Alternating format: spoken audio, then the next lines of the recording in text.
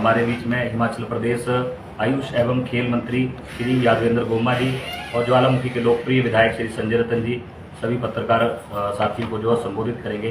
तो आप सबका धन्यवाद। मैं निवेदन करूंगा कि वो पत्रकार वार्ता को संबोधित करें।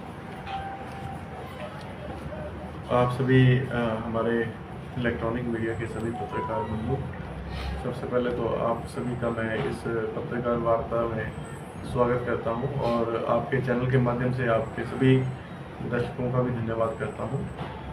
आज जैसा कि आप सभी को पता है कि हिमाचल प्रदेश में 3 उपचुनाव होने को जा रहे हैं और कल यानी कि 10 तारीख को जो है इन 3 उपचुनाव वाली जगह जो है मतदान होने वाले हैं।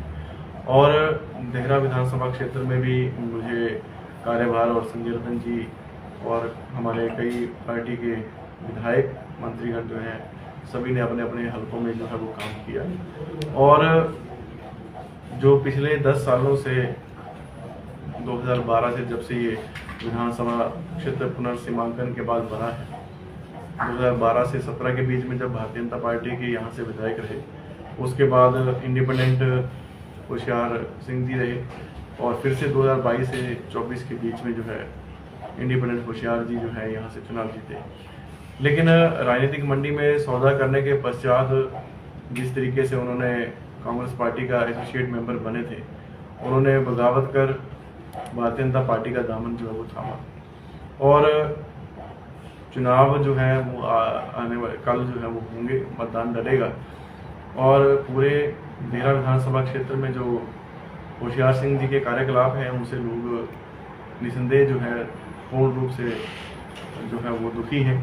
और जिस तरीके से उन्होंने हर वर्ग के हर क्षेत्र में जो है अनदेखी विकासात्मक कार्यों को लेकर की है, तो आने वाले कल जो चुनाव है उसमें देहरा की जनता जो है उनको जवाब देगी। आज मुख्य उद्देश्य इस पत्रकार वार्ता का जो है जो उनका एक वीडियो वायरल हुआ है जिसमें वो ये कह रहे हैं कि मेरे पीछे जो है कांग्रेस पार्टी ने जब से मैं चुनाव लड़ रहा हूँ उस दिन से मेरे पीछे जो है फोर्स लगाई है, जो मेरा पीछा कर रहे हैं, मेरे गाड़ियों की चेकिंग कर रहे हैं और मेरी मिनट टू मिनट जो है मूवमेंट जो है वो सरकार को दे रहे हैं। तो मैं उस संदर्भ में हम दोनों जो है संयुक्त रूप से उसके बारे में बात करना चाह रहे हैं आप लोगों के बीच में कि अगर जिस तरीके से उन्होंने ये बयान दिया है कि पहले दिन से जो है जब से वो चुनाव लड़ रहे हैं उनके पीछे जो है सरकार के कुछ लोग जो है वो घूम रहे हैं, तो आज जब एक मतदान को एक दिन रह गया है तो उनको क्यों आज ही ये बात जो है वो ध्यान में आई, जबकि अगर जैसे कि उन्होंने खुद अपने संबोधन में कहा है कि जब से मैं चुनाव लड़ रहा हूँ, जिस दिन से मैंने नॉमिनेशन किया, जिस दिन से मेरे टिकट जो है मिली है, तब से जो है एजेंसियां मेरे पीछे चली हैं। तो एक दिन पहले ही उनको ऐसा क्यों ख्याल आता है। और जिस तरीके से वो राजनीतिक रोटियां सेंकने का काम कर रहे हैं और उन्होंने अपने बयान में ये कहा है कि मेरे पास तो अमित शाह की पिस्तौल है, मैं आपको गोली मार दूंगा। तो वो एक इलेक्टेड मेंबर इस विधानसभा के रहे हैं, उनके मुंह से ऐसी बात करना जो है वो शोभा नहीं देती है और जिस अहंकार में वो बात कर रहे हैं वो भी उनके जो है वो शोभा नहीं दे रहा है। लेकिन जिस तरीके से उन्होंने कहा है कि मेरे ऊपर चेकिंग की जा रही है, तो ये चुनाव इलेक्शन कमीशन का प्रोग्राम होता है, चेकिंग होती है, सिविल ड्रेसेस में भी लोग आते हैं, पुलिस के लोग सिविल में घूमते हैं कि कहीं पे कोई जो असामाजिक आवंटन है, चाहे वो किसी भी रूप में अगर आप ले लें, तो उसके ऊपर चेकिंग होती रहती है। और ये ऐसा तो है नहीं कि देहरा विधानसभा क्षेत्र में चुनाव हो रहा है तो पहली बार ही ऐसी कोई चेकिंग हो रही है।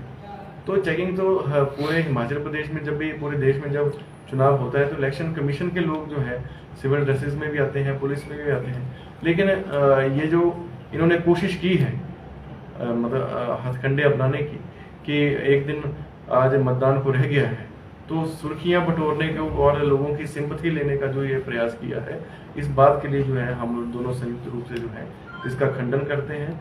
और इनको जरा मैं समझता हूँ कि अपने होशो हवास में रहकर जो है अहंकार में जो है ऐसी बात जो है वो नहीं करनी चाहिए कि मेरे पास अमित शाह की पिस्तौल है, अमित शाह की फोर्स है और मैं जिस मर्जी को चाहे गोली मार सकता हूँ।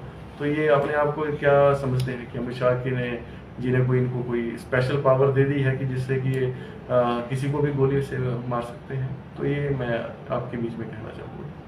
सर, उन्होंने कहा है कि कुछ एक सवाल आपसे फिर इनसे भी कर, उन्होंने कहा है कि कुछ मंत्री जो है वो मेरे साथ जब मैं विधायक था तो रोते थे कि वे जो डिक्टेटरशिप करते हैं सुक्खू, उन मंत्रियों का नाम जाहिर नहीं किया। क्या कहेंगे इसको लेकर? मैंने ऐसी तो बात हमारे ध्यान में कभी आई नहीं है। और देखिए, इन्होंने प्रयास तो हर स्तर पे किया, चाहे विधायक हों, मंत्री हों, सबको संपर्क करते थे। लेकिन मैं हिमाचल प्रदेश के लोगों का धन्यवाद करता हूँ कि जो 6 उपचुनाव हमारे पीछे हुए उसमें ठाकुर सुखविंदर सिंह सुक्खू जी के जो कार्यकलाप पिछले 18 महीने में प्रदेश हित में किए हैं, उनके अनुरूप 6 में से हम 4 सीटों में जीत हासिल कर चुके हैं। और अभी 3 उपचुनाव हो रहे हैं और निसंदेह जो है अभी तक जो रिपोर्ट है उसमें हम तीनों सीटें जो हैं वो कांग्रेस पार्टी के पक्ष में इस बार जो है फिर से आ रही है। जी, विधायक महोदय। जी, अभी माननीय मंत्री महोदय ने आपको संबोधित किया, तो मैं इसमें ये कहना चाहता हूँ कि जब भी चुनाव होते हैं, चाहे वो जनरल चुनाव हो या बाई इलेक्शन हो, तो इलेक्शन कमीशन जो है वो अपने हिसाब से सबके ऊपर चेकिंग करता है। वो चाहे कांग्रेस का उम्मीदवार हो, भारतीय जनता पार्टी का हो या किसी और दल का हो, निर्दलीय हो, सबके ऊपर जो है निगरानी रखी जाती है। और चुनाव के समय में कोई असामाजिक चीज़ें जो है वो बटे ना, सुचारू रूप से जो है वो काम चले और ठीक ढंग से चुनाव हो, उसकी प्रक्रिया को ठीक ढंग से चलाने के लिए ये जो है रूटीन चेकअप होता है। कोई गाड़ी आ रही है, कोई गाड़ी जा रही है, उसकी रूटीन जो है वो तलाशी जो है वो होती है।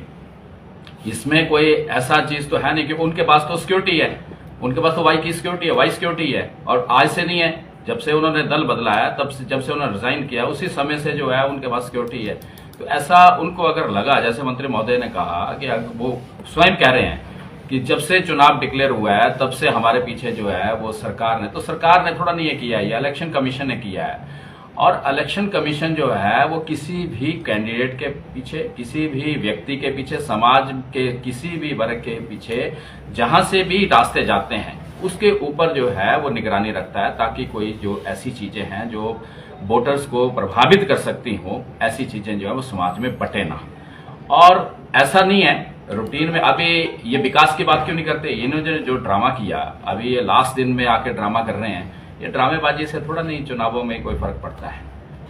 अगर इनके ऊपर इनको लग रहा था कि इनके पीछे आगे पीछे कोई गाड़ियां चल रही हैं, पहले तो इनके पीछे तो इनकी गाड़ी सिक्योरिटी की चलती है, सिक्योरिटी की गाड़ी से पीछे कोई अगर रूटीन में कोई गाड़ी चल रही है तो अगर जो चीज आज इन्होंने की है, इनको पहले 10 दिन पहले कर देनी चाहिए थी, रोक के 10 दिन पहले कंप्लेंट करनी चाहिए, लास्ट डे में जाके, जबकि कल जो है वो मतदान है। और आज ये जो है सोशल मीडिया पे जो है वीडियो को वायरल कर रहे हैं कि ऐसा हुआ, और उसके बाद प्रेस कॉन्फ्रेंस कर रहे हैं कि मेरे साथ ऐसा हुआ, मैंने अधिकारियों को कहा। तो 10 दिन पहले कर देते, 10 दिन पहले बोल देते, इलेक्शन कमीशन को भी कंप्लेंट करते हैं कि जी मेरे पीछे ऐसा है। आज ये बोल रहे हैं कि मैंने एसडीएम साहिबा को फोन किया, इलेक्शन कमीशन को मैंने फोन किया, तो ये 10 दिन पहले हो सकता था।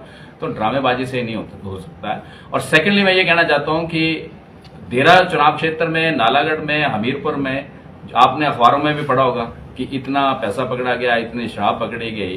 तो ये चीजें जो है रूटीन चेकअप में आती हैं। जब भी गाड़ियों में कोई चीज इधर से उधर जाती है, गाँव में जाती है या बटने के लिए जाती है, तो जब इलेक्शन कमीशन के जो अधिकारी हैं, जो भी उस वक्त ड्यूटी पे होते हैं, वो चाहे पुलिस के लोग हों, चाहे वो इलाका मजिस्ट्रेट हों, जब वो गाड़ी की किसी की चेकअप करते हैं और उसमें जो चीज ऐसी मिलती है और जिस चीज को लोग जो जस्टिफाई नहीं कर पाते हैं कि ये चीज कहां से आई और कहां जा रही है, तो उसको जो है वो सील कर दिया जाता है, उसको जो है वो अपने कब्जे में ले लिया जाता है। अभी आपने देखा होगा कि देरा चुनाव क्षेत्र में ही परसों मोटरसाइकिल पे जो है वो 17 बॉटल्स जो है वो शराब की पकड़ी गई। तो वो किसकी थी?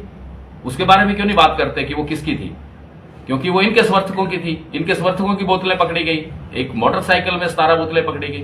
तो उसके बारे में क्यों नहीं बात करते कि ये चीज जो हो रही है? और दूसरी बात है, मैं ये कहना चाहता हूं कि इन ड्रामे से जो है, ये जो ड्रामाबाजी हो रही है, इससे चुनाव में, ये चुनाव को चुनाव की तरह लड़े, जैसे खेल को खेल की भावना से लड़ा जाता है। तो चुनाव एक चुनाव है, जनता ने निर्णय करना होता है, जनता निर्णय करती है, कल मतदान है, वो जनता का निर्णय है।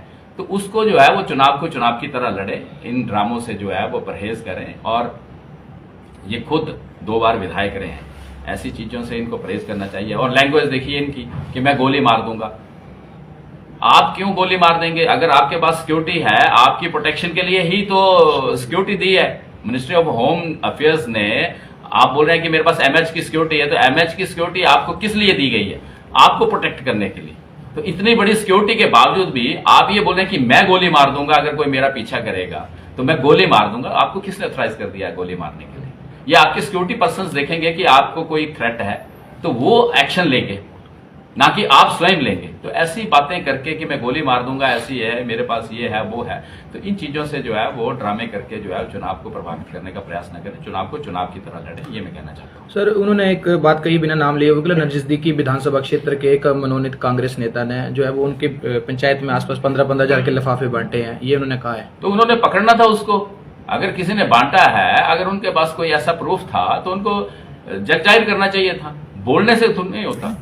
बोलने से क्या है कि कौन क्या बांट रहा है, क्या कर रहा है। अगर उनको ऐसा लगा कि वहां पे किसी पंचायत में ऐसी कोई चीज बट रही है, कुछ है, तो उस चीज को पकड़ के वो इलेक्शन कमीशन के ध्यान में लाते कि ऐसा हो रहा है, और उस इलेक्शन कमीशन उसके ऊपर जो है वो कॉग्निजेंस लेता।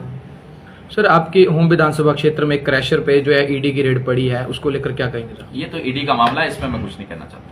ठीक है सर, ठीक है, थैंक यू।